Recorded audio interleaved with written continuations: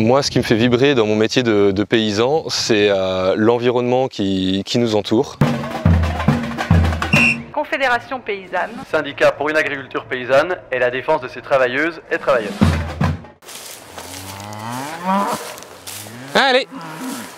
Je m'appelle Mewen, j'ai 32 ans et je suis installé en vache laitière à Séglien. On a une SAU de 55 hectares, entièrement en herbe, avec 15 hectares de zone humide qu'on valorise avec les génisses. On a 6 km de haies engagées en MAE et notre objectif c'est de replanter à peu près 1 km par an.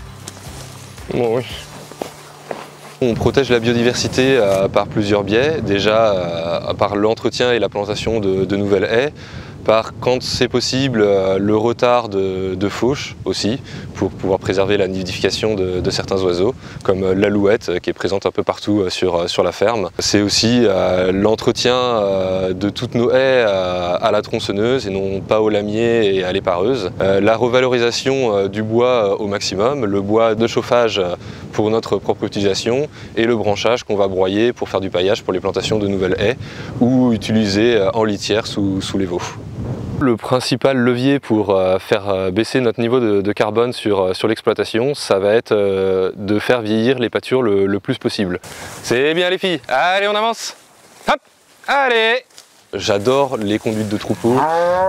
Dès que je fais mon tour d'herbe, je vais forcément croiser un lièvre, un chevreuil. Enfin, on a la chance d'avoir 5 hectares de forêt au sein de la ferme, 2 rivières qui nous bordent et une biodiversité incroyable qu'aujourd'hui on essaye de préserver et de maximiser au maximum via la plantation de haies ou le fait de redégager des vieux lavoirs ou des vieux bassins qui sont abandonnés depuis longtemps sur la ferme. Là, on a une prairie permanente en zone humide avec juste à côté de nous des tourbières. Donc c'est des zones totalement inaccessibles en tracteur.